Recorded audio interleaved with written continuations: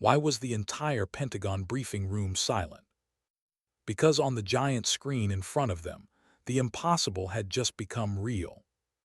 The satellite feed wasn't supposed to show that image, the image of a captured American general. Yet there it was, General Marcus Hullbrook, the highest-ranking U.S. military officer taken alive in more than 30 years, being marched through the rusted gates of Caladurga prison. That single image cut through every whisper in the room. A man once protected by layers of security, now being shoved into a fortress built into the bones of a mountain, a place where people didn't just disappear. They were erased. Caladurga wasn't a prison. It was a tomb built by Soviet engineers during the 1980s, a concrete labyrinth carved into the mountain itself, ringed by triple walls, 200 armed guards, thermal cameras, and a reputation so terrifying that even the locals called it the end of maps. And now, that's where General Hullbrook was being held. The defense secretary's voice broke the silence like a slow echo. "Extraction options," he asked, though everyone already knew the answer. No one wanted to say it out loud. At the far end of the table, Colonel Sarah Chen from Special Operations Command finally stood. Her words were calm, clinical, but her eyes gave away the weight she carried. A conventional assault would require 200 operators, full air support, and would result in catastrophic casualties. The prison was designed to survive exactly that kind of attack. She hesitated, her gaze tracing the frozen image on the screen, Hullbrook in an orange jumpsuit, eyes defiant even in captivity. By the time we breached the outer wall, they'd have executed him, maybe even collapsed the mountain. The secretary leaned forward, his tone low. "Recovery time for a team. Minimum 4 days." He shook his head. "We don't have 4 days." His voice grew quieter, darker. "Intelligence suggests they'll move him within 48 hours. Once that happens, he's gone, and the information he carries." He didn't need to finish. Everyone in that room knew the stakes. General Hullbrook had access to every classified operation spanning 3 continents. If those files were extracted, missions, names, and lives would burn. That's when she spoke. A single voice from the back of the room, calm, firm. "I can get him out." Heads turned. Captain Amelia Brooks stood beneath the harsh fluorescent light, her uniform creased with discipline, her green eyes steady, the kind of steady that comes from years of walking into chaos and coming out alive. Colonel Chen frowned. "Captain Brooks, this isn't a reconnaissance op. This is a maximum security fortress guarded by 200 armed men." "I know," Amelia said, stepping closer to the screen. "Which is exactly why a large-scale assault will fail. One person can move where 200 can't. One person can get in and out before they even realize someone's inside." The room went still again, that uneasy kind of stillness when everyone recognizes they've just heard something insane and possibly true. The secretary studied her. "Captain, your record is exceptional, but what you're suggesting is suicide. There's no way out of that facility except through the main gate." Amelia didn't blink. "Then I'll go through the main gate." The words weren't bravado, they were conviction, the quiet kind that doesn't seek approval. A long pause. Then the secretary finally nodded, more to himself than to anyone else. "God help you, Captain." 6 hours later, she was aboard a C-130 Hercules slicing through the cold night sky above Afghanistan. The hum of the engines filled the cargo bay as Amelia reviewed every blueprint, every guard rotation, every possible weakness in the Caladurga complex. She studied the mountain so deeply that she could close her eyes and walk through its corridors in her mind. It wasn't courage driving her, it was focus, cold and clear. Statistically, she had a 20% chance of success. But numbers had never been her language. Amelia Brooks didn't believe in odds, she believed in preparation. The mission plan was audacious to the point of madness. Parachute in at 25,000 feet, land 15 kilometers from the target, cross hostile terrain alone, infiltrate a fortress designed to be impenetrable, locate the general among 300 prisoners, extract him, then escape across the Pakistan-Afghanistan border before the entire region ignited. There were no reinforcements, no backup call sign. Just one woman and the silent promise she'd made to herself: no one gets left behind. The pilot's voice came through her earpiece. 2 minutes to drop. She checked her equipment: oxygen, navigation, Sig Sauer pistol, combat knife, breaching tools, and a small pack holding the only hope either of them had. When the ramp opened, the world turned black and infinite. Wind screamed. Clouds tore apart beneath her as she stepped into the void, swallowed by the night. At 25,000 feet, the air was thin enough to burn her lungs. Her altimeter glowed faintly as she fell through the darkness, her mind counting seconds, calculating descent. She opened her chute at 5,000 feet, silent, invisible, a shadow drifting toward a mountain no sane person would approach. She hit ground at 200 hours, rolled, buried her chute, cached her gear, then began the 6-hour trek toward Kaladurga. The terrain was merciless. Loose stone, knife-edged ridges, narrow passes that dropped into blackness. Her every step was deliberate, calculated silence. Most people would call it loneliness. Amelia called it clarity. The kind of stillness that reminded her why she chose this path, not for glory, not for medals, but because when everyone else turned back, someone had to keep moving forward. By sunrise, she was crouched 2 kilometers from the prison, a small spotting scope pressed against her eye. The facility looked even worse in daylight: 3 layers of walls, steel watchtowers every 50 meters, and guards whose expressions said they knew exactly how valuable their captive was. But Amelia wasn't looking at the walls, she was looking beneath them. She'd found something during her intel review that everyone else had missed: a drainage outlet halfway down the mountain. Too narrow for most, protected by steel grates and sensors. Too dangerous, too impossible. Which meant it was perfect. She waited until 1400 hours, when the sun's heat dulled alertness and guards grew complacent. Then she moved. The outlet was barely 3 feet wide, a rust-streaked pipe pushing gray water down the mountain. She knelt, unrolled a pack, and pulled out a tube of thermite paste, a tool few operatives ever got to use outside training. It burned hot enough to slice through steel without noise, without smoke. 40 minutes. That's how long it took her to cut through that grate, each second a war between patience and fear. If a patrol came, she'd die before she was seen. If a sensor picked up heat, she'd trigger an alarm she couldn't silence. But her breathing never changed, her pulse stayed slow. When the final piece of steel fell away, she slipped into the darkness, into the narrow, suffocating crawlspace where the air smelled like rust and rot. The walls scraped against her uniform. Water ran cold over her hands. The silence pressed against her mind like a living thing. Somewhere deep inside that mountain was a man the world had already written off. But Amelia wasn't here to write endings. She kept crawling, inch by inch, breath by breath. 300 meters in, the pipe forked into a maze of utility tunnels. She checked her small tablet, flickering maps, scanned schematics, routes memorized from memory, and began her ascent. The maintenance corridors were narrow, dimly lit by flickering bulbs, the hum of power lines echoing overhead. Then she saw movement, a local maintenance worker checking a junction box. She moved without hesitation. A blur of motion, a quick chokehold in silence. The man slumped unconscious. She dragged him into a shadowed alcove, zip-tied his wrists and ankles, and took his ID badge. The uniform was too large, but she made adjustments, folding, pinning, tightening.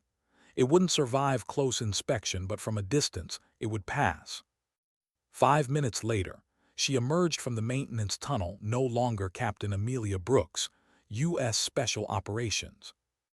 Now she was called low-level prison staff, one of hundreds who moved unseen in the daily monotony of a living fortress. Her steps were measured, confident.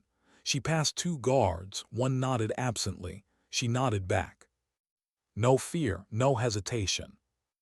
Inside, she felt the tension, a single thread pulled tight across her chest. One wrong glance, one misplaced word, and she'd vanish into the same darkness that swallowed the prisoners. But she didn't let it show. This wasn't bravery. This was focus sharpened into something almost inhuman, the ability to look fear in the face and keep moving. Because she knew what was waiting on the other side of those walls. A man counting the seconds until someone, anyone, remembered he existed. And Amelia Brooks was coming for him. Why did she feel the air chain? It wasn't temperature, it was energy. That thick, invisible pressure you feel when you step somewhere you were never meant to be. Amelia Brooks adjusted the stolen guard cap lower over her brow and walked deeper into Caladurga prison. Concrete swallowed every sound. Fluorescent lights buzzed overhead, flickering like dying fireflies. Every corridor looked the same, gray walls, metal doors, shadows that seemed to breathe. Her heartbeat matched her footsteps, steady, deliberate, quiet. Every motion had meaning now. She'd memorized these hallways for days, the intersection patterns, the surveillance blind spots. Her mind moved faster than her body, calculating. Left at the security office, 2 guards, don't make eye contact. Pause near the junction box, look like you're checking maintenance logs. Move when they're talking. She passed them without a glance. One of the men was laughing about soccer scores, the other scrolling through his phone. Humanity, the kind of distraction she depended on. When you operate alone, you don't fight people. You fight patterns. You learn how human habits become weaknesses. Checkpoint Alpha came faster than expected. A steel barrier with a single board guard behind bulletproof glass. He looked up, saw her uniform, saw the forged maintenance order in her hand, and waved her through. Just like that. First barrier down. Her breath never wavered, but her mind whispered, one mistake, one wrong heartbeat, and everything ends here. The second checkpoint, Bravo, wasn't so forgiving. A biometric gate, retinal scanner, cameras. No forged paper could pass here. Amelia waited, pretended to check wiring on a panel nearby, watched, learned. Every 90 minutes, the guards changed shift. 20 men moving in both directions through that gate, chaotic, distracted, complaining about the heat. Timing was everything. When the next rotation began, she slipped into the crowd like smoke. No sudden movements, no hesitation, just another face, another uniform, another step in the blur of bodies. For a heartbeat, the scanner flashed red. Her pulse spiked. Then the man behind her stepped forward, the sensor catching his eye instead.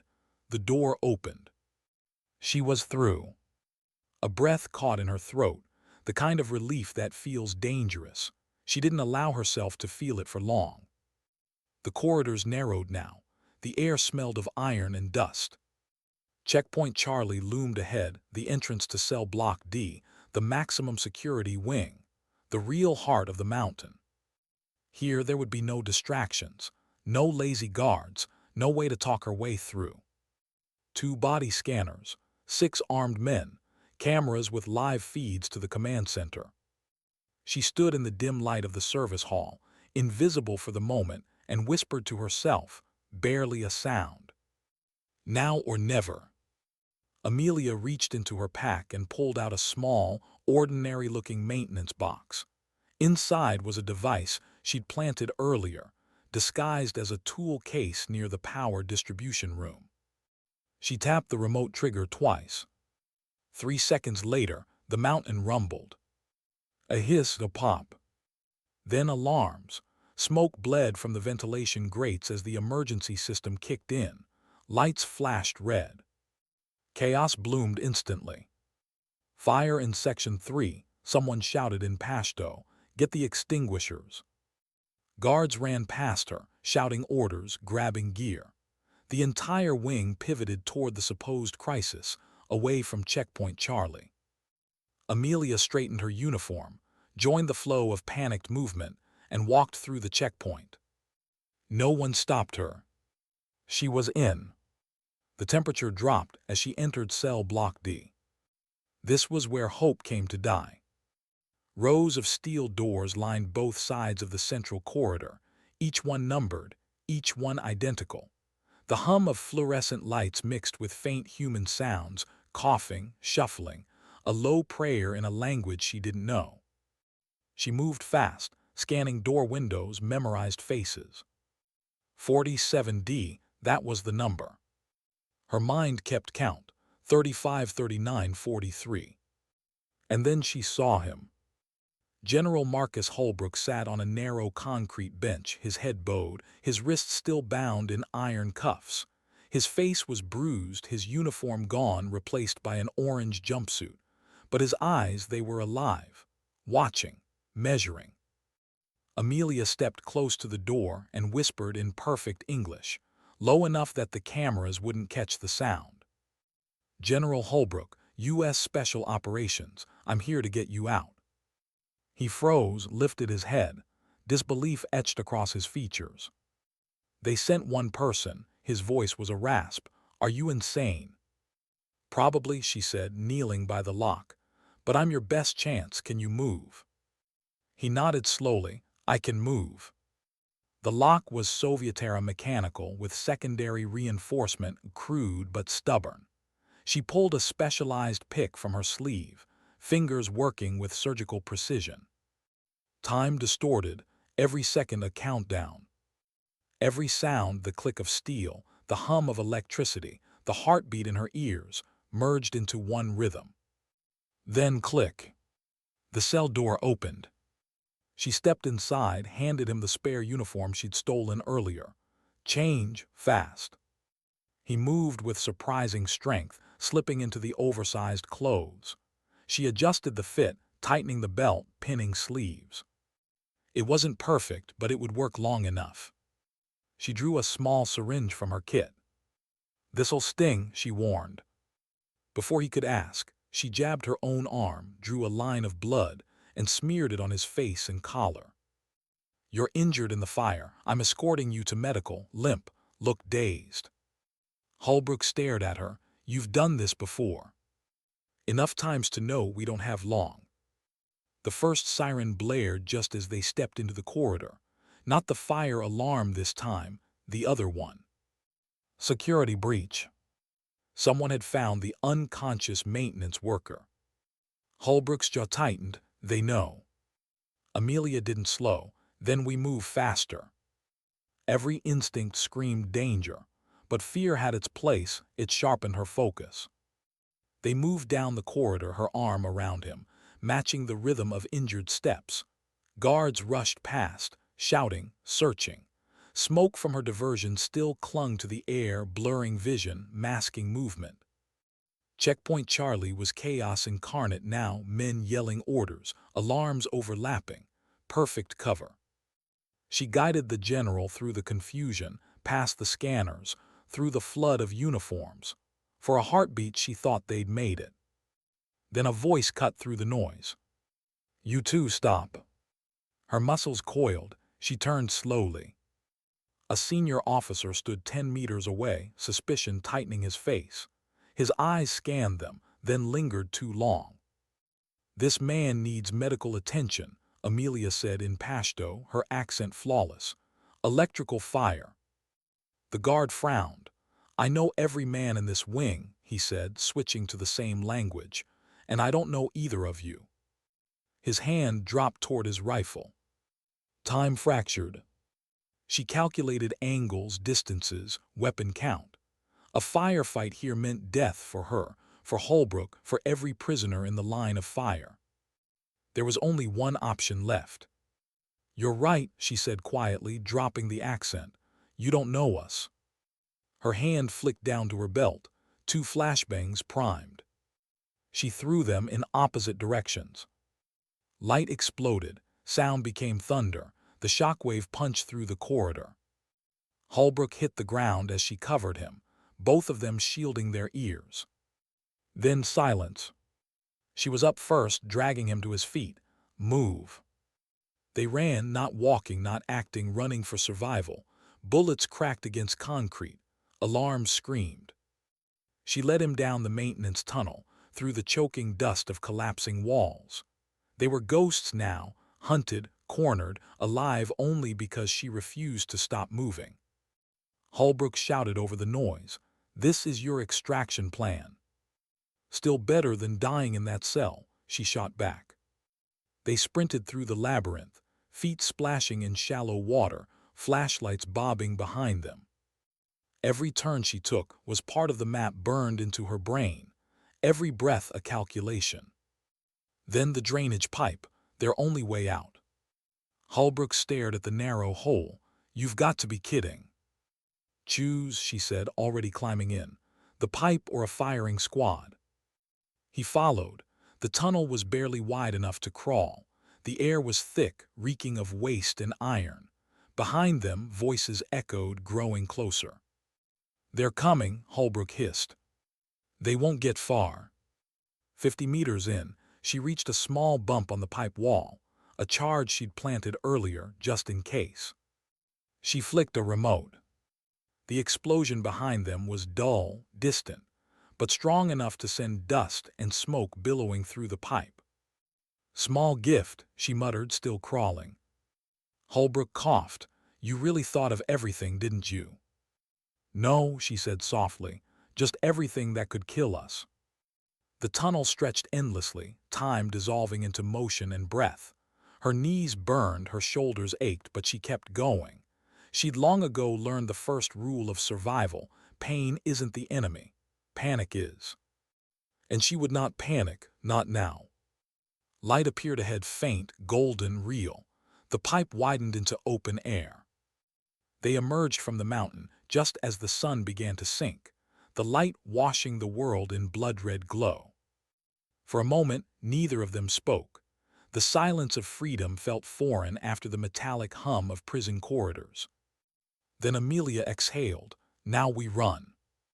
They didn't stop until the fortress was a memory behind them, swallowed by stone and distance. As night closed in around the mountains, Hullbrook's breathing steadied. He looked at her, this stranger who had risked everything for him.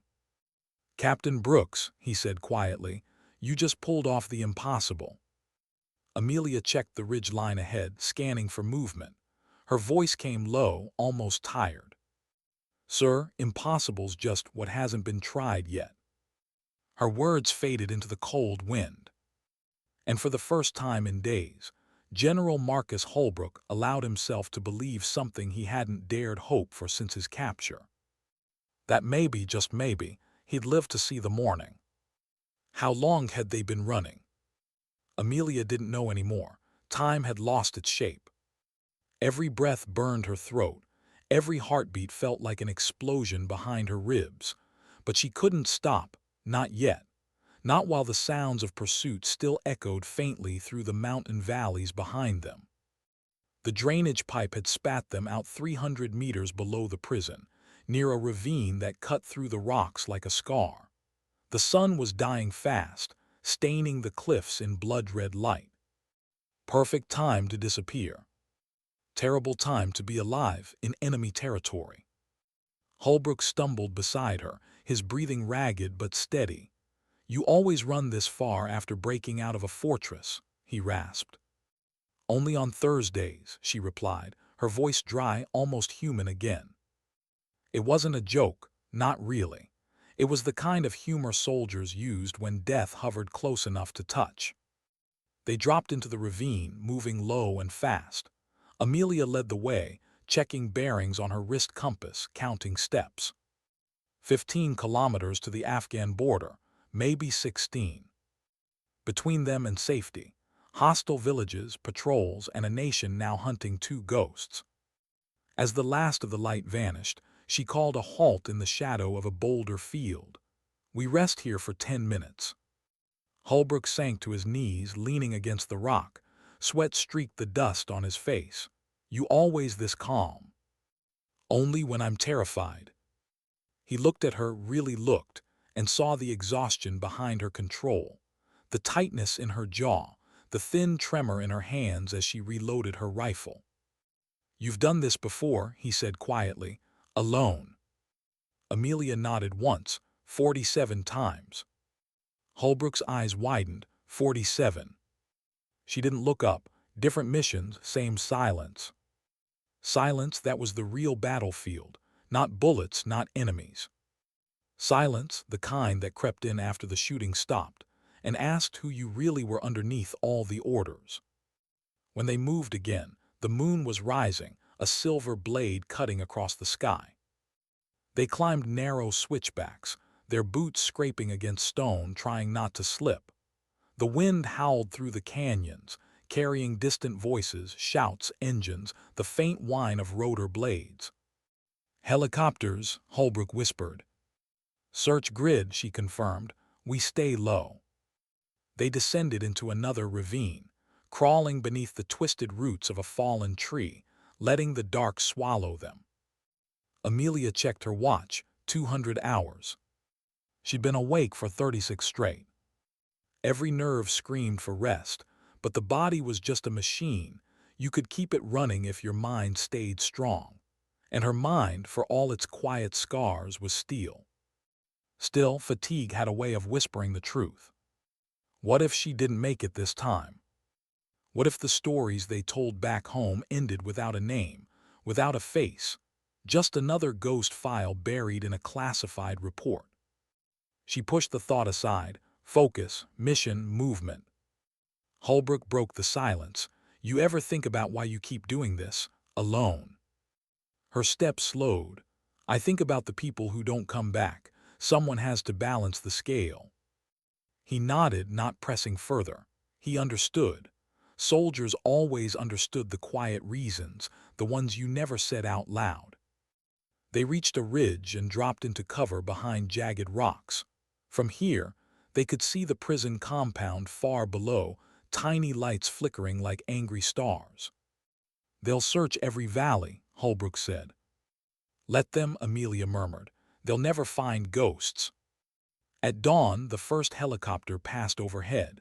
Amelia froze, pressing herself against the ground. Dust swirled as the rotor wash rippled through the valley. The aircraft lingered, scanning with thermal sensors. Hullbrook's hand tensed on his rifle. She shook her head slowly, no movement. The helicopter drifted away after 20 seconds that felt like an eternity. They exhaled together. Hullbrook wiped sweat from his forehead. You know, Captain, you might actually pull this off. She didn't answer. She was already scanning the horizon, calculating routes, identifying potential ambush zones. Confidence wasn't her language. Survival was. Come on, she said finally. We're not out yet. The next 8 kilometers were hell. They crawled through ravines slick with mud, climbed over ridges sharp enough to tear through boots, and waded across freezing streams that stole warmth from their bones. Amelia led, checking bearings every 100 meters. Hullbrook followed without complaint, despite the bruises and the pain from days of captivity. Every time they stopped, he watched her. The way she moved, silent, precise, deliberate, it wasn't just training, it was instinct. She wasn't surviving, she was belonging to the danger around her. And that realization frightened him more than anything else. Because it meant she'd built her life inside the darkness, and maybe didn't know how to live outside it. By early afternoon, they reached a shallow cave overlooking the valley floor, high ground, defensible. Perfect place for extraction. Amelia dropped her pack, pulled out a compact satellite communicator, and keyed in a code. Package secure. Request extraction, Rally Point Bravo. The reply came 60 seconds later. Copy, extraction inbound. ETA 30 minutes, hold position. 30 minutes. Hullbrook stared at her. We can't hold 30 minutes, they'll find us before then. Then we'll make them regret it. She moved with clinical precision, setting up fields of fire, distributing magazines. You cover that ridge. I'll take the left approach. He watched her work, calm, methodical, utterly without panic.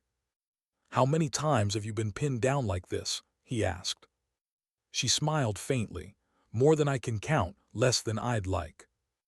The words weren't bravado, they were acceptance. The kind of weary honesty that comes after too many missions, too many close calls. For a while they sat in silence, the wind carrying the faint sound of approaching engines. Hullbrook broke it softly. You saved my life, Captain, you know that. Amelia kept her eyes on the horizon. You'd have done the same. Maybe once, he said quietly, but not anymore, not after everything I've seen. The years grind that out of most of us. She glanced at him then, really looked. You ever think maybe that's why I still go, she said, because someone has to remember how. He didn't answer, he didn't need to. The first contact came at 22 minutes. Dust plume movement. 12 armed fighters advancing up the ravine, trained, disciplined, moving in formation. Not local militia, soldiers. Company, Hullbrook muttered. Amelia steadied her rifle. Wait. They closed to 200 meters, 150, 100. Hullbrook shifted, ready to fire, but she stopped him with a hand. Not yet. At 75 meters, she squeezed the trigger once. The lead scout fell. 2 more shots, 2 more bodies dropped. Hullbrook opened fire beside her, his training snapping into place like a reflex buried deep in his bones. Controlled bursts, clean rhythm. The enemy scattered, firing wildly. But they were trapped in the open, caught in a kill zone with no cover. Amelia's rounds were surgical. Every pull of the trigger was a decision, not a reflex. Every shot found its mark. 3 minutes later, silence returned, broken only by the soft ping of cooling rifle barrels. Hullbrook exhaled. They'll send more. They don't have more, Amelia replied. Not in time. And then they both heard it, the distant thrum of rotors. Their helicopter. Hullbrook's shoulders sagged with relief. You're kidding me. Amelia pulled a signal mirror from her pouch, angled it toward the sky, and flashed coded bursts of light. The Chinook appeared moments later, huge, thunderous, sweeping in low with its door gunners already firing suppressive rounds at distant targets. Go, she shouted over the noise. They sprinted from the cave, down the slope, bullets cracking past them as enemy stragglers fired from the ridges. The helicopter hovered barely a meter off the ground. A crewman reached out, hauling Hullbrook aboard. Amelia followed, rolling into the bay as the ramp slammed shut. The Chinook surged upward, banking hard, engines screaming. Tracer fire streaked through the dusk, glowing like falling stars. One round punched through the fuselage, showering sparks. Hullbrook ducked instinctively. Amelia didn't flinch. She was already reloading. Minutes later, the border passed beneath them, invisible but real enough to change everything. Only then did Hullbrook finally let himself believe it was over. He turned to her. She sat opposite, rifle across her lap, eyes distant like she was still inside the mountain. Captain Brooks, he said, voice hoarse, I need to know something. She looked up slowly. Why did you volunteer? They could have sent a team. She studied him for a long time before answering. Because, sir, someone had to go, and I knew I could. He frowned, that's simple. Amelia's gaze drifted toward the open ramp where the night wind rushed in. It has to be. If you start asking why, you stop moving, and people die. Hullbrook nodded, understanding more than he wanted to. The helicopter banked west toward Afghanistan, its engines fatting into the endless sky. Later, as the adrenaline bled away, Amelia allowed herself to feel just a little. Her muscles trembled, her hands shook, not from fear but from everything that had almost happened. She'd done it again, walked into the impossible and walked back out. But this time, something was different. Maybe it was the way the general had looked at her, not as a legend, not as a weapon, but as a person who had chosen the hardest path alone. Maybe it was the quiet realization that one day, the odds would win. The thought didn't scare her, it just existed, like an old friend she'd one day have to meet. For now, though, the mission was done. The mountains faded behind them, swallowed by clouds. The stars came out one by one, silent witnesses to the kind of courage no metal could ever capture. And somewhere deep in the hum of the helicopter, Amelia Brooks closed her eyes just for a moment and let herself breathe. Because sometimes, the bravest thing a soldier can do is come home. Why did the silence in the debriefing room feel louder than the gunfire in the mountains? Amelia Brooks sat alone at a steel table under cold fluorescent light, her uniform still dusty, her knuckles bruised. The adrenaline had long since faded, replaced by that familiar hollow ache, the one that came after every mission. The ache of surviving when you weren't supposed to. A digital recorder blinked red in front of her. The walls were bare except for a small American flag and a clock that hadn't ticked in 5 minutes. Time, it seemed, was holding its breath. An intelligence officer entered, his suit sharp, his eyes tired. "Captain Brooks," he said, sliding a notepad across the table, "start from the beginning." So she did. She told them everything. The halo jump, the drainage pipe, the improvised disguise, the chaos, the extraction. Her words were calm, almost clinical, no pride, no dramatics, just facts. Every few minutes, someone new would walk in, analysts, tech specialists, linguists, each adding questions that dug deeper, peeling the story apart layer by layer. How did you bypass the biometric scanners? What explosive composition did you use in the drainage pipe? How did you maintain operational silence through a 48-hour window? She answered everything, every detail, every step, and when they finally ran out of questions, the room fell silent again. The lead debriefer leaned back in his chair. "Captain, do you understand what you've just done?" She met his eyes, unflinching. "I got him out." He hesitated. "Yes, you did, but that's not what I meant." She didn't reply, because she already knew what he meant. She'd done something no one else could have done. And no one outside this classified wing of the Pentagon would ever hear about it. General Hullbrook's debrief was happening 3 rooms away. She caught a glimpse of him once, through the narrow glass panel of a door, bandaged, pale but alive. Their eyes met for a brief second. He gave her a small nod, the kind that said everything words couldn't. That was enough. After 6 hours, the debrief ended. She was told to wait. She sat there in the empty room, her thoughts circling like storm clouds.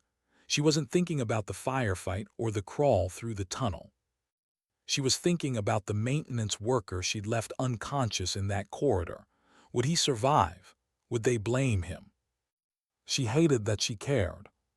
But caring was the thing that made her dangerous, because she could still feel. An aide entered quietly. "Captain Brooks, the director will see you now." The director meant the people behind the curtain, the ones who signed orders no one ever saw and buried missions that never existed.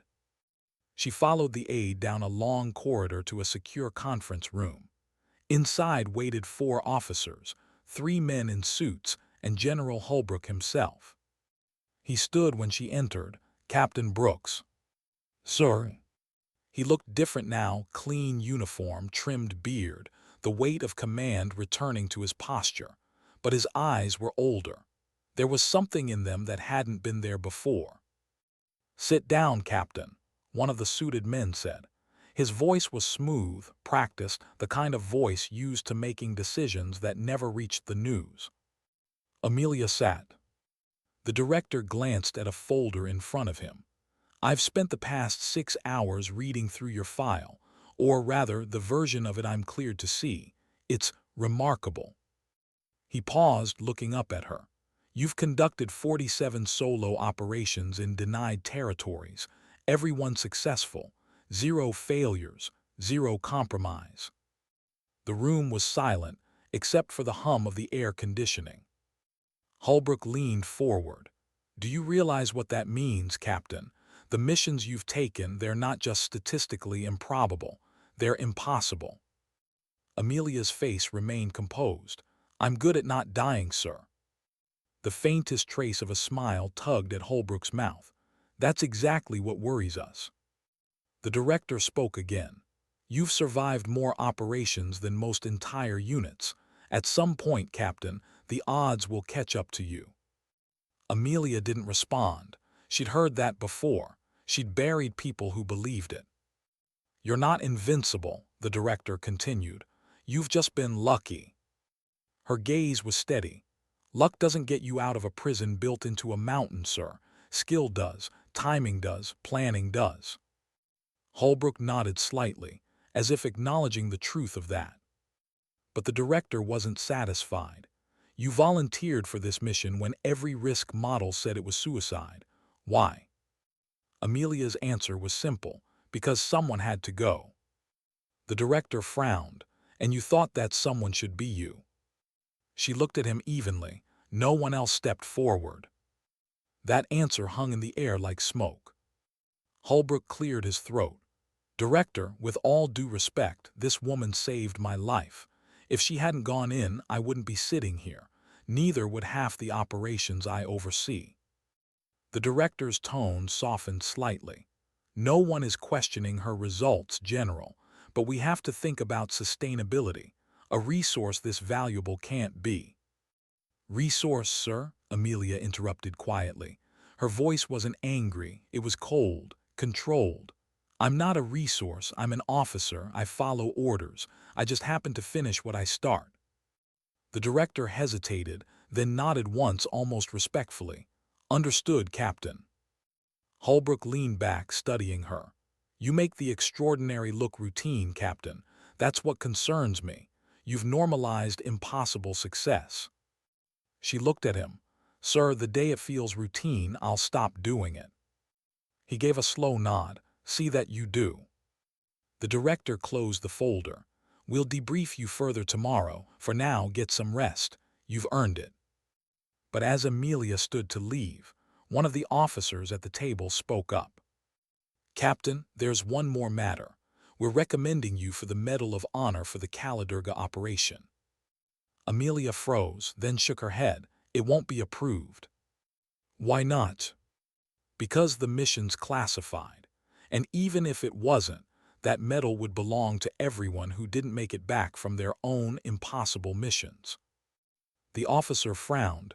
You don't want recognition. She gave a faint, tired smile. Recognition doesn't bring anyone home. Hullbrook met her eyes again. Still, the recommendation will go in your file. Someday, when all this is declassified, people will know. With respect, sir, she said softly, I don't do this for someday. And then she left the room. Outside, the hallway was quiet. For the first time in days, she felt the weight of stillness pressing down on her shoulders. The silence after missions was always the hardest part. It wasn't peace.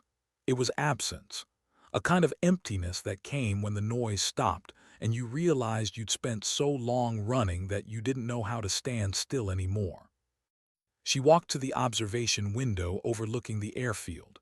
Dawn was breaking, a pale, bruised light stretching across the tarmac. The world was waking up, unaware of the things that had almost gone wrong while it slept.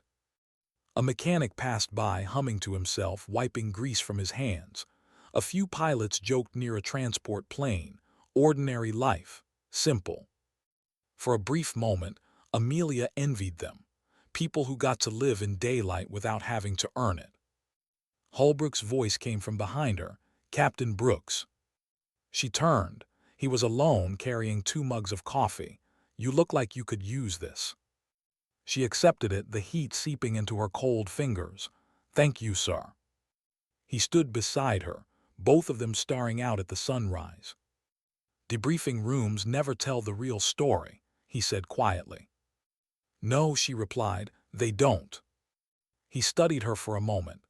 "I've spent 30 years in this uniform, seen men and women do incredible things, but what you did in that mountain," he paused, "it wasn't just courage, it was conviction." Amelia looked down at the coffee. "Courage is easy when you're too tired to be afraid." He smiled faintly. "You know, that's the kind of line people quote in movies." "Then I'm in the wrong career." "Maybe not," he said softly. "Maybe the right career just doesn't come with credits."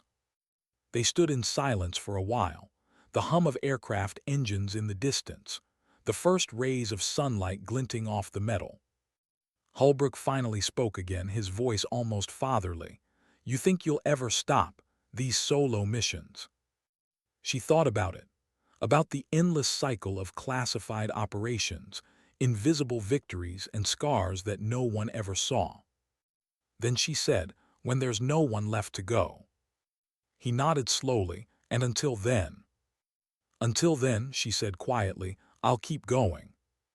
He took a sip of coffee, studying her profile, the calm, the restraint, the sadness she didn't show but couldn't hide. "Just promise me one thing, Captain." "What's that, sir?" "When you're out there again, somewhere behind another set of enemy lines, remember there are people who owe you their lives, people who want you to come home." Amelia looked at him, the faintest glimmer of emotion breaking through her usual control. "Yes, sir." He nodded once, "Then we'll both do our jobs." He turned and left, leaving her alone with the rising sun. She stood there for a long time, watching the light grow stronger, a world returning to normal. A world that would never know how close it had come to losing more than just a general. In the stillness, she whispered to no one, "Sometimes the hardest part isn't walking into danger, it's walking away from it." And as she turned from the window, the reflection of the dawn lingered across her face, soft, uncertain, human. Because for all the missions, all the impossible odds, all the classified victories no one would ever read about, Amelia Brooks was still just one person. One heartbeat against the darkness. Why did coming home feel harder than escaping a prison? Amelia Brooks sat in the back of a military transport jeep as it rolled through the gate of a nondescript facility in Nevada, a place with no name, no insignia, no history, the kind of place the world didn't know existed. The sun was brutal, washing the desert in a pale, endless gold. The wind carried sand across the tarmac like smoke. She watched it through the dusty window, silent. Her reflection looked back at her, eyes shadowed, expression unreadable. She'd been home for 48 hours, but she didn't feel home. Sleep came in fragments, short, sharp, filled with flashes of noise and darkness. She'd wake at every sound, the hum of the air conditioning, the soft creak of pipes, the whisper of her own pulse in her ears. It wasn't fear, it was memory. Her body was still running a mission that had ended days ago. When the jeep stopped, a corporal opened her door. "Welcome back, ma'am." She nodded, stepped out. The base was quiet, two quiet rows of hangars, barracks, and training fields under a sky too wide to comprehend. Inside the main building, she signed forms she'd never see again, turned in gear that technically never existed, and answered perfunctory questions from a logistics officer who didn't make eye contact. Paper trails mattered here, but only to erase them later. When it was over, she walked through the narrow hallway toward her quarters. The air smelled faintly of disinfectant and desert dust. Inside her room, a cot, a locker, a small metal desk. No photos, no color, no history. Amelia sat on the cot and stared at her hands. They looked steady again, too steady. The adrenaline had drained days ago, but her body still refused to relax. It was like trying to sleep with the safety still off. Later that night, she stood outside on the perimeter road. The desert stretched endlessly around her, the kind of silence that made you realize how small you really were. The stars were impossibly bright out here. She tilted her head back, tracing constellations she couldn't name. Somewhere out there, men and women she'd never meet were alive because of what she'd done. No one would ever know. And maybe that was the point.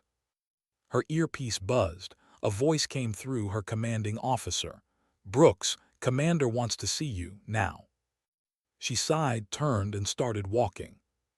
The operations center was dimly lit, filled with the quiet hum of machines. Banks of monitors lined the walls, showing live drone feeds, maps, and encrypted channels. It looked more like a nerve system than a room.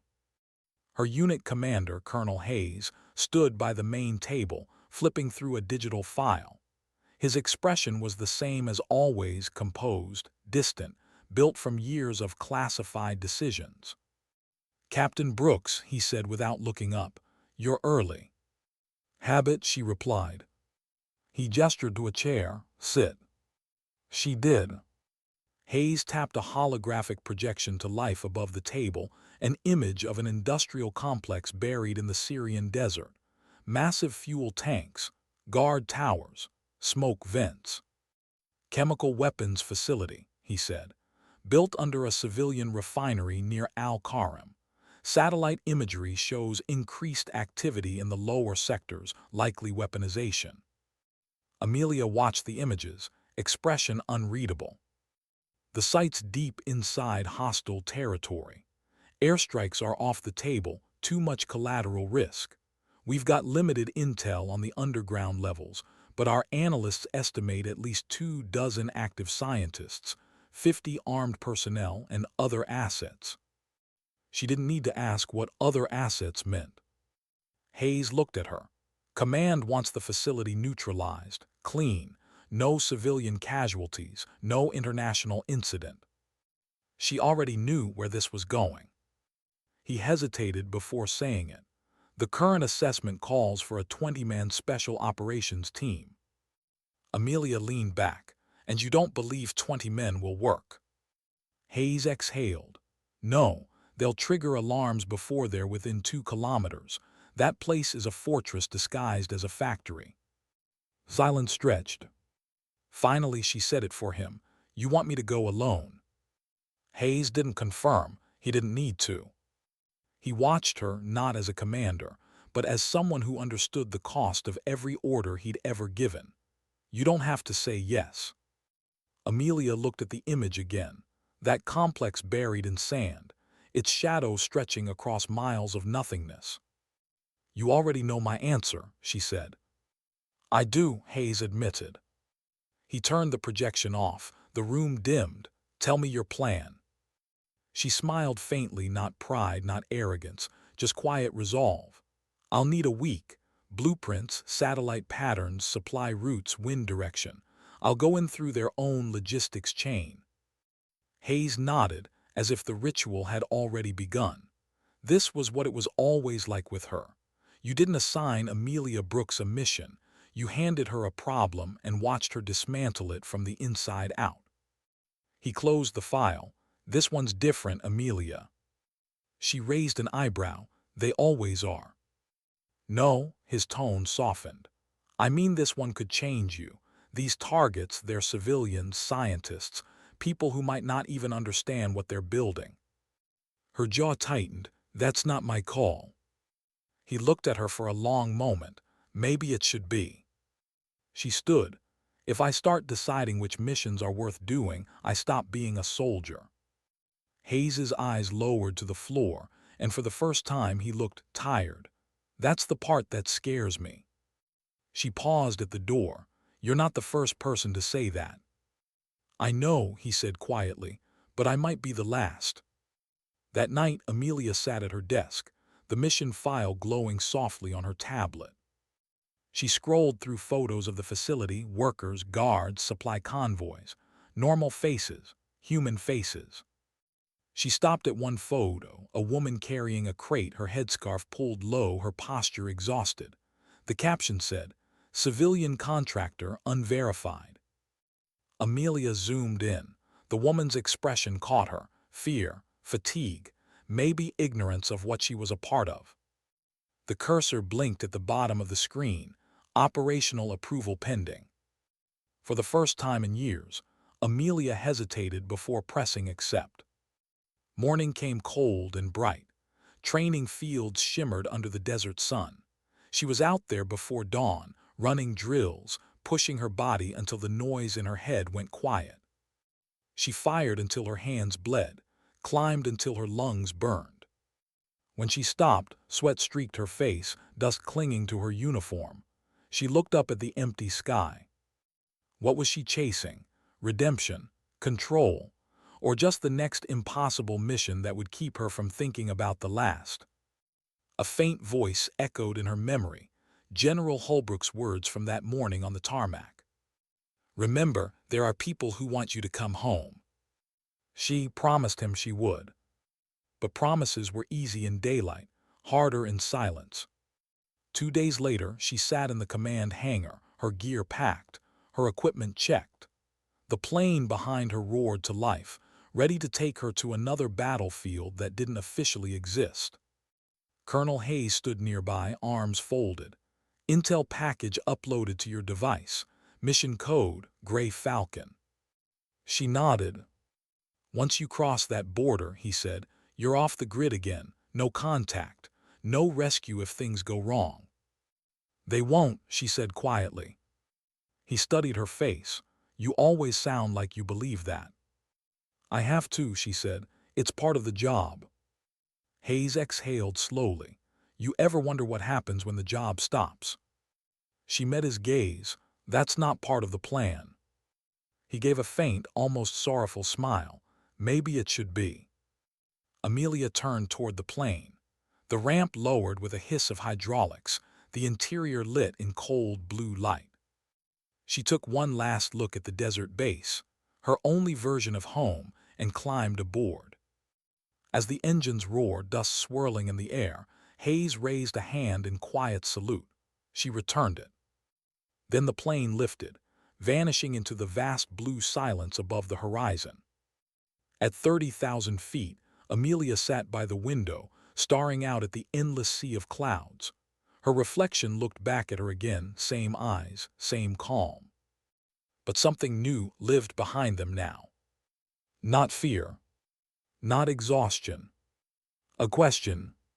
How many times can you go into the dark before it starts keeping you?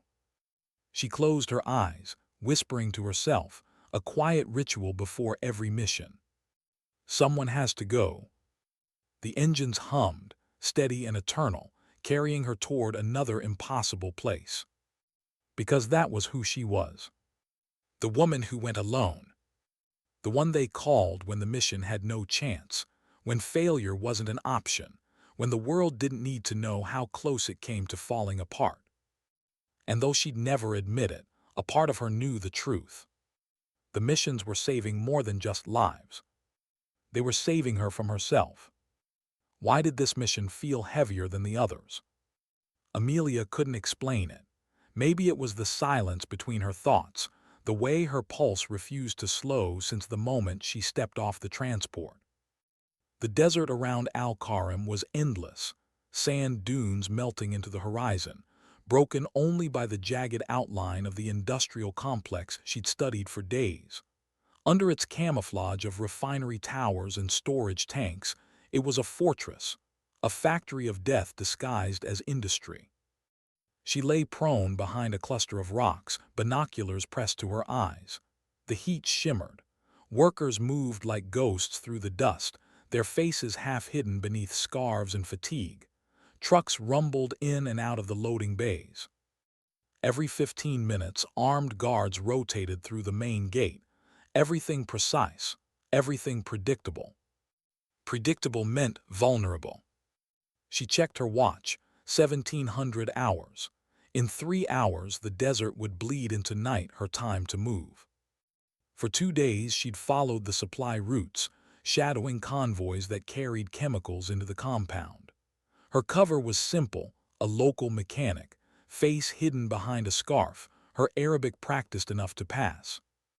It was dangerous, improvisational work, the kind of infiltration that left no room for second chances.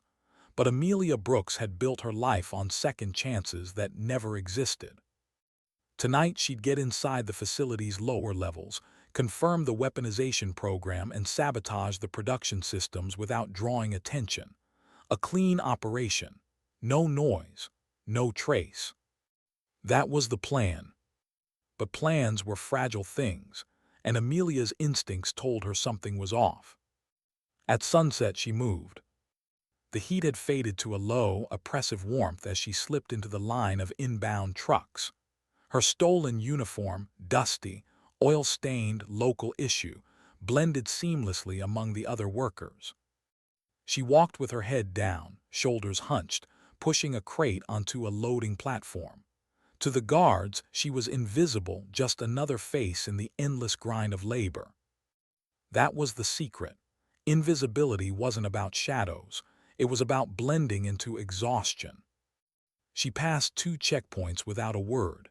At the third, an officer barked something in Arabic. She responded in the local dialect, keeping her tone deferential. The guard waved her through. Inside, the world changed. The refinery exterior gave way to reinforced corridors, security cameras, steel blast doors. Every few meters, air vents hissed with chemical stench. Beneath her boots, she could feel the hum of turbines, deep, mechanical heartbeats echoing through concrete bones. She descended 2 levels, using the same maintenance access tunnels she'd memorized from stolen blueprints. Each step took her closer to the core, and deeper into the moral fog she hadn't been able to shake since Nevada. The first sign of truth came when she reached the lower corridor. Through a narrow window she saw a lab, bright lights, stainless steel counters, scientists in white coats moving between chemical vats and glass chambers. But they weren't soldiers. They were civilians, tired, frightened, and silent. At the center of the room stood a boy. 15, maybe 16, barely old enough to shave. He carried a clipboard, taking notes while a supervisor barked instructions in a language Amelia barely recognized. Her throat tightened. She hadn't expected that. She thought of Colonel Hayes's words. These targets, they're civilians, scientists, people who might not even understand what they're building. Now she saw it. They weren't villains, they were pawns. People trapped inside something far bigger than themselves. And yet the chemical compound in those tanks was real, deadly. Once dispersed, it could wipe out entire cities. Amelia's pulse quickened. The mission parameters were simple: confirm the threat, neutralize production, exfiltrate unseen. But standing here, staring through the glass at a boy trying not to tremble while working beside death itself, she realized there was nothing simple about any of it. She turned away. The mission wasn't about judgment, it was about necessity. Still, necessity was starting to feel like an excuse. She reached the main reactor chamber by 2100 hours. It was massive, a cavern of metal and shadow, pipes coiling like veins, gauges glowing a sickly green. The hum of machinery vibrated through her chest.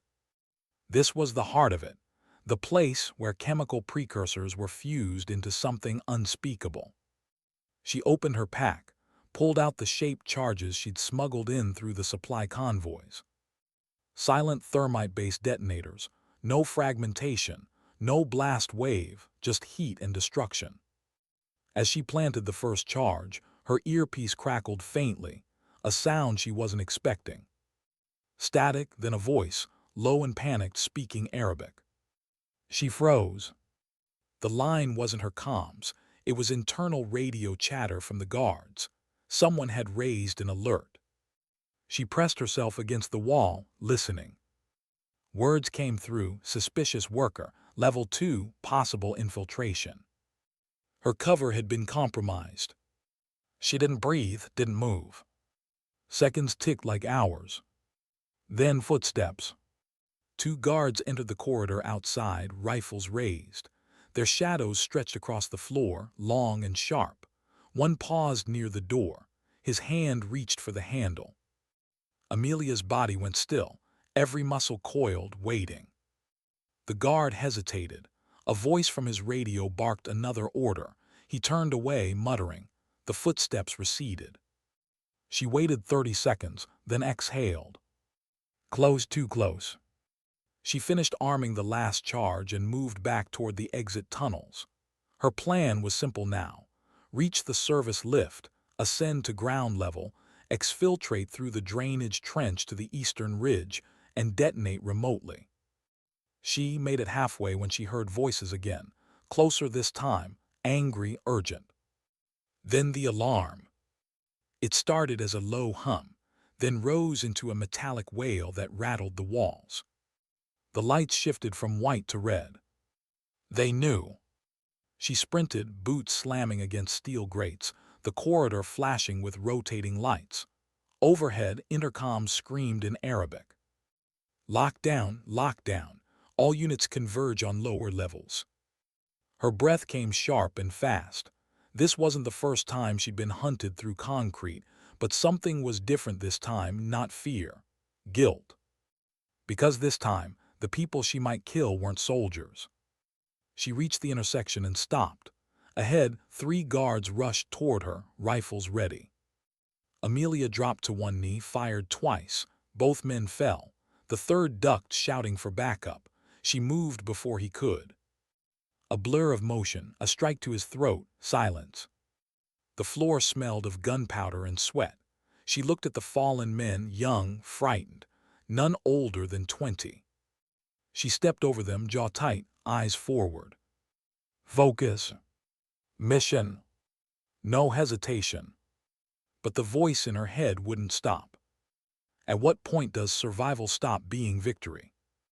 She reached the service elevator. The metal doors were half open, jammed from an emergency lockdown. She pried them apart with her crowbar, climbed onto the cable shaft, and began to ascend hand over hand, muscles screaming. Below her she could hear boots, shouts. A flashlight beam swept upward. She climbed faster, higher, until she reached the maintenance hatch. She kicked it open, rolled out onto a catwalk overlooking the main processing floor. The facility stretched below her, chaos, confusion, guards shouting, scientists fleeing. She ran along the catwalk, turned a corner and stopped. The boy from the lab was there. He'd gotten lost in the confusion, clutching his clipboard, eyes wide with terror. He froze when he saw her, the American weapon moving through smoke and light. For a second, neither moved. Then he whispered something, a single word she didn't understand. Amelia lifted her hand slowly, signaling for him to go. Go, she hissed. He hesitated, then bolted down the stairs. She watched him disappear into the smoke, and felt her chest tighten in a way she couldn't explain. She detonated the charges. The ground shook, heat blossomed. A thunderous roar filled the air as fire consumed the lower chambers. Alarms screamed louder, pipes burst, flames climbed the walls. Amelia ran, through smoke, through collapsing corridors, through the roar of her own conscience. She burst through a side exit, out into the open desert night.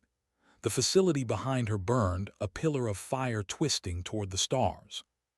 She didn't look back. She couldn't. 2 kilometers out, she dropped behind a sand dune, chest heaving. Her radio crackled to life, Colonel Hayes's encrypted voice. Brooks status. Objective neutralized, she said, her voice hoarse. Casualties. She hesitated, unknown. There was a pause. Copy that. Exfil point Bravo 20 minutes. She clicked the comm off and sat there in the sand, the firelight reflecting off her eyes. For the first time in years, Amelia Brooks didn't feel victorious. She felt hollow. She'd done her job perfectly, but somewhere in the smoke, a boy's terrified face lingered. And she knew what it meant.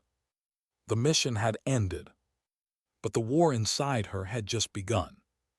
The wind howled through the dunes, scattering ash and embers into the endless dark. Amelia stared at the burning horizon and whispered to herself, the words trembling, fragile, human. Maybe someone else should have gone. But deep down she already knew there was never anyone else. And that truth was the loneliest victory of all. Why did silence feel so heavy now? The transport jet sliced through the night sky above the Mediterranean, its engines a low, steady hum, the kind of sound that used to comfort Amelia Brooks. But this time, it didn't. She sat alone in the rear compartment, helmet off, gloves still on. The sand from Syria still clung to her uniform. In her hand, the mission drive encrypted, sealed proof of success. The mission had gone flawlessly. Every objective completed. Every trace erased. And yet, it didn't feel like a victory. Outside the small oval window, dawn began bleeding into the clouds, soft pink light against the edge of night. Amelia watched it without seeing it. Her reflection stared back, expression blank, eyes hollow. She'd done her job. But for the first time in her career, she couldn't remember why. The debriefing was short, too short. Colonel Hayes met her at the base, face carved from exhaustion and respect. "Objective confirmed," he said. "High command satisfied. They're calling it a clean operation." "Clean," she repeated quietly. He hesitated, studying her tone. "Amelia, are you all right?" She nodded automatically. "Always." He didn't press, but he didn't look convinced. "Go home," he said finally. "You've earned it." She didn't tell him that she didn't have one. 2 days later, she was still on base. Not working, not sleeping, just existing. Her room was dark, the blinds drawn. The air smelled of metal and dust. She sat on her cot, elbows on knees, staring at the floor as if waiting for orders that never came. When the dreams came, they weren't like before. No gunfire, no explosions, just faces. The maintenance worker from Caladurga, the boy from the lab, the woman with the crate. They looked at her in silence, not accusing, not forgiving, just there. She'd seen death before, thousands of times, but this was different. These weren't combatants. These were people who'd never been given the choice. And somewhere deep inside her, something she'd buried for years began to stir. That evening, Hayes called her to his office. He was behind his desk, reading from a classified report. When he looked up, she could see the faint worry behind his professional mask. "You've been cleared for downtime," he said. "Command ordering a 30-day recovery window." She nodded. "Recovery from what?" He hesitated. "You tell me." "I completed the mission." "Yes," he said slowly, "but you didn't come back the same." She looked away. "None of us do." He leaned back, folding his arms. "Amelia, in 8 years I've never seen you hesitate, not once. But reports say you delayed detonation. You waited. You hesitated." Her jaw tightened. "Why?" he asked softly. She didn't answer. "Were there civilians present?" She finally met his gaze. "There are always civilians." He didn't respond right away. The silence stretched until it became something fragile. Then he said, "You saved thousands of lives, Captain. You stopped a weapon that could have wiped out cities." "At what cost?" she murmured.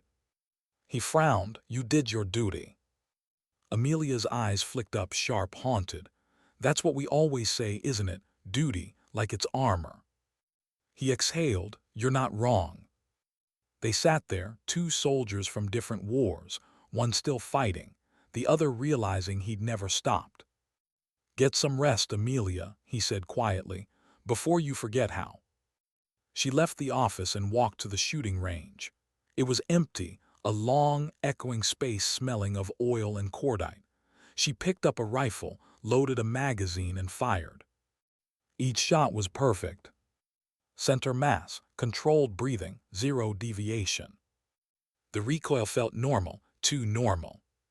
But somewhere between the trigger pulls, she realized she couldn't hear the shots anymore. They'd become part of her heartbeat. She set the rifle down, stared at it, and whispered to no one, "What happens when the job becomes the only thing left of you?" The room didn't answer. Later, she walked along the perimeter fence, the desert stretching into night. A storm was gathering on the horizon, distant thunder rolling across the sand. She thought about the people she'd lost, about the ones she'd saved, about the ones she couldn't save. Somewhere in the middle of all that was her, the woman who went alone. The one they called when no one else could go. But now, for the first time, she wondered what that had cost. Because maybe courage wasn't just doing the impossible. Maybe it was admitting you weren't unbreakable. 2 weeks into her recovery, she received a secure envelope. No markings, no sender, just coordinates. Inside was a single note, handwritten. Classified briefing, 600 hours, Building 7, H.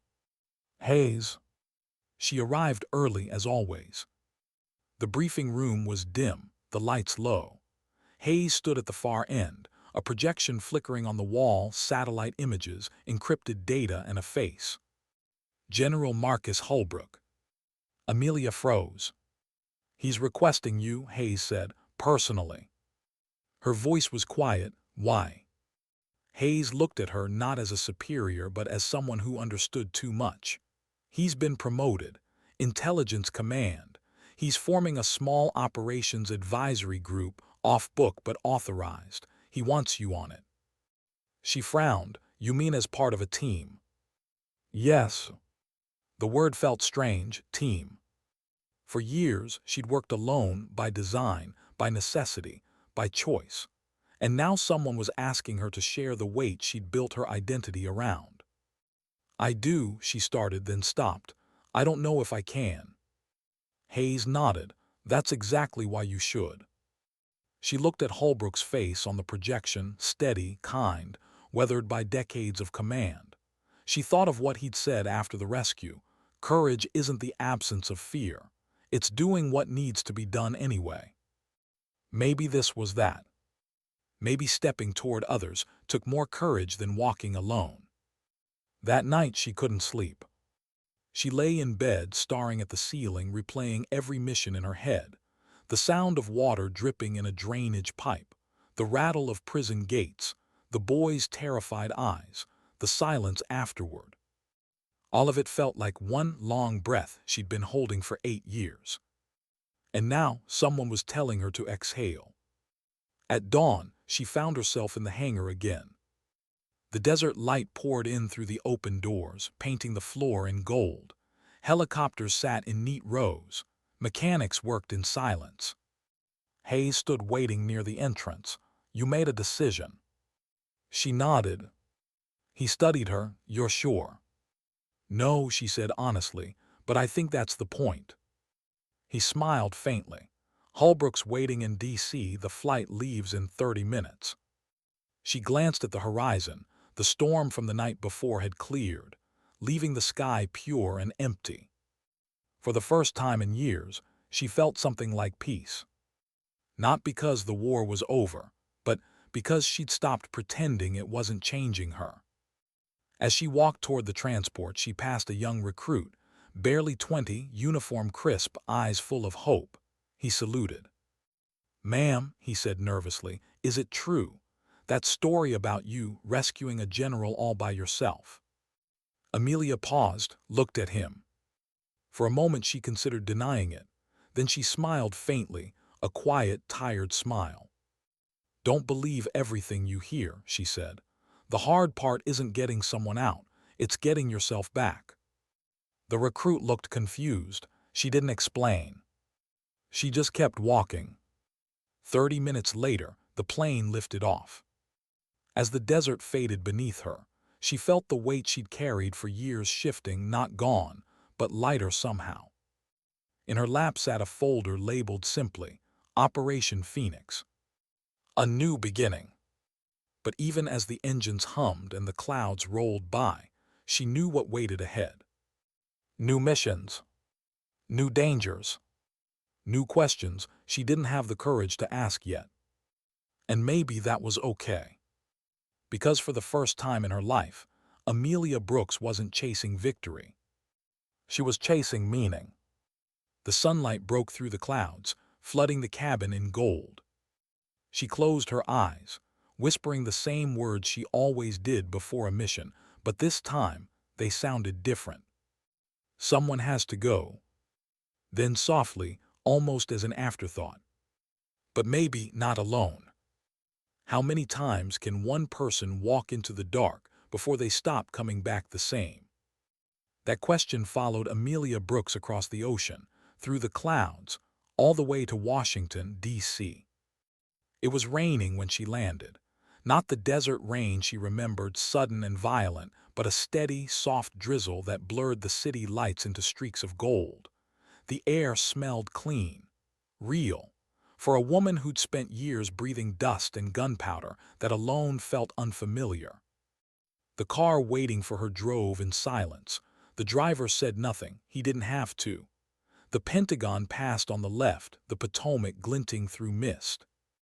She pressed her forehead against the window and thought about how strange it was to be in a place that didn't echo with engines or gunfire. People here walked with umbrellas, not rifles. They didn't look over their shoulders. She envied them quietly.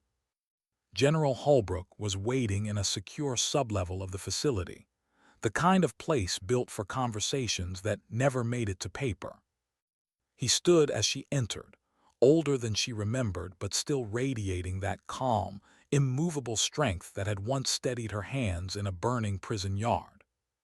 "Captain Brooks," he said, offering a rare smile, "it's good to see you on your feet." She returned the smile, small, genuine. "I wasn't sure I'd ever be." He gestured to the table. "Sit, there's something I want to show you." A digital map flickered to life between them. A network of markers spread across Eastern Europe and the Middle East. Each one pulsed faintly red. "Unacknowledged facilities," he said. "Remnants of the old weapons programs. We've confirmed that rogue contractors are rebuilding pieces of what you destroyed in Al-Qarim." Amelia's gaze sharpened. So it wasn't over. "It never is," Hullbrook said quietly. "But this time we're not sending you alone." She looked up. He tapped the screen. 4 profiles appeared: faces, names, service records. A medic, a linguist, a communications analyst, a logistics officer. None from special operations. None like her. "They're civilians," she noted. "Mostly," Hullbrook said. "Intelligence assets with field training. Not killers, not ghosts. Just people who have chosen to stand where others won't." Amelia studied their photos. Ordinary faces, determined eyes. Something about that felt right. "And me?" she asked. "You'll lead them," he said. "Advisory role, limited engagement. We need your instinct, your experience, your clarity." "Clarity," she echoed softly. "That's a generous word." Hullbrook met her gaze. "You see what others overlook. That's not a burden, Amelia, it's a compass." She looked down at her hands, scarred, steady, weathered by years of invisible wars. A compass. Maybe that's what was left when you'd lost everything else. Their first operation began 3 weeks later. Not an assault this time, an extraction. A captured journalist held in a fortified compound in the Black Sea region. Officially, no one knew he was there. Unofficially, the wrong people wanted him to disappear. Amelia led the 4-person team from a temporary forward base carved out of a storm-battered port. The air was thick with salt and rain. The sea churned against the docks like an animal trying to break free. The team worked around her in silence, nervous, efficient, unsure of how to read the legend standing among them. She didn't act like a legend. She moved quietly, spoke softly, eyes always scanning. When one of them fumbled with the communications rig, she didn't bark orders. She knelt beside him, steady hands guiding his. "Take your time," she said.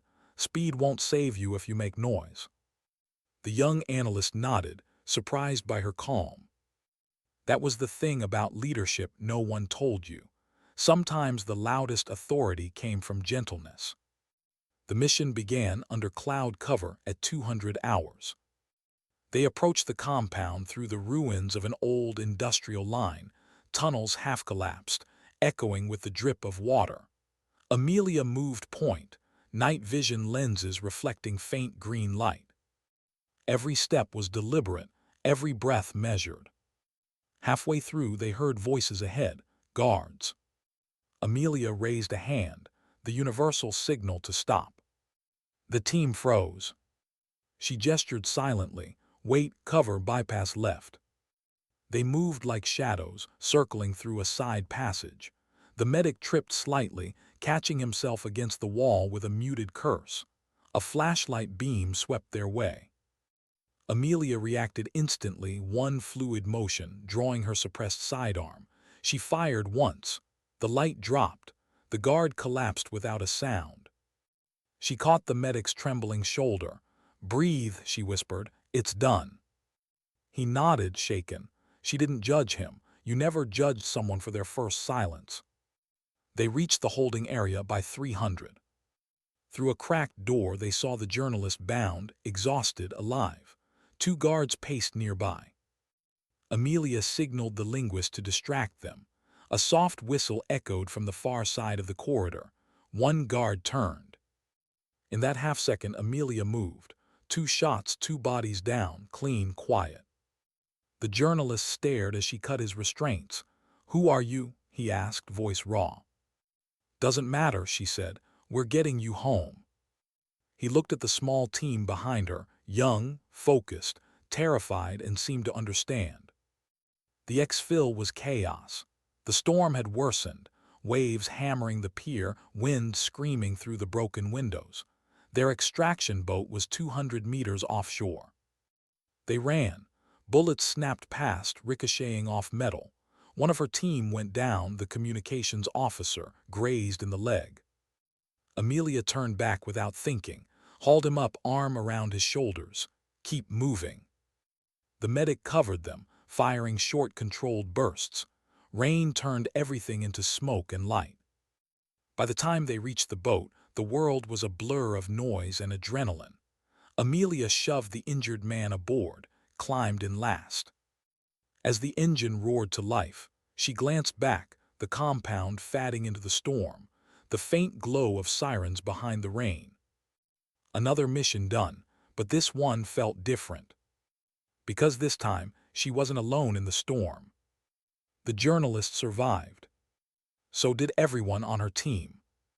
The operation went down as minor, a footnote in a classified file. But inside the intelligence community, it was called the Quiet Return, the mission that turned a ghost back into a leader. Weeks later, Amelia stood on a rooftop in D.C., looking out over the city lights. She'd been offered a permanent advisory role, training operatives, shaping missions that would never bear her name. She wasn't sure if she wanted it, but she knew this. For the first time, she could want something beyond survival. Hullbrook joined her, 2 cups of coffee in hand. He handed her one. "You did well." She smiled faintly. "They did well." He nodded. "You taught them how." For a long moment, they stood there in silence, rain pattering softly around them. Then he said, "You know, they'll tell stories about you one day." She looked at him, a wry smile forming. "They already do. Half of them aren't true." "Does that bother you?" She sipped her coffee. "Not anymore. Legends aren't about accuracy, they're about purpose." Hullbrook studied her face. "And what's yours now?" Amelia looked out at the city, its reflection shimmering in the wet glass of the buildings. "To make sure no one ever has to go alone again." That night she returned to her quarters and opened an old box, a small one, metal, dented, carried through too many wars. Inside were fragments of her past, a patch from her first deployment, a photo of her unit, a spent bullet casing, and a folded note she'd once written to herself before a mission. It read, "If you die today, make sure it's for something that outlives you." She held it for a long time. Then she added a new note beside it. "If you live today, make sure you help someone else survive." She closed the box, exhaled slowly, and for the first time felt the weight of her ghosts begin to lift. Weeks later, she was at a training field outside Langley, early morning fog rising over the grass. A group of young recruits stood in formation, waiting for instruction. Amelia stepped forward, hands clasped behind her back, voice steady. "When you're out there," she said, "you'll think strength means not feeling. That's a lie. The strongest people I've ever met are the ones who still feel and do it anyway." The recruits listened, wide-eyed. "Fear doesn't make you weak," she continued. "It makes you careful. Compassion doesn't make you soft, it keeps you human." A pause. "And humanity," she said softly, "is what separates a weapon from a warrior." They stood in silence, not because of rank but because of reverence. Amelia looked at them and saw herself, years ago, angry, determined, afraid to admit she cared. She turned away, the morning light catching the faint scar along her jaw. The war would go on somewhere always, but for now she had found peace in purpose. Later, as she walked past the runway, a voice came from behind her. "Ma'am." She turned. It was the young recruit from weeks ago, the same one who'd asked about her legend in the desert. He looked nervous. "They say you once went behind enemy lines alone." Amelia smiled. "They say a lot of things." He hesitated. "So what really happened?" She thought for a long moment, then said quietly, "I didn't go alone. Not really. I carried every person who ever believed in me." He nodded slowly, understanding more than she expected. As he walked away, she looked toward the horizon. The clouds were breaking, sunlight spilling across the field. She breathed it in. For once, the air didn't smell like war. And somewhere in that silence, in that stillness between storms, she understood something she never had before. Sometimes strength isn't about standing alone. It's about knowing when to reach out, when to trust, when to heal. Because dignity doesn't shout. It doesn't demand recognition. It simply acts.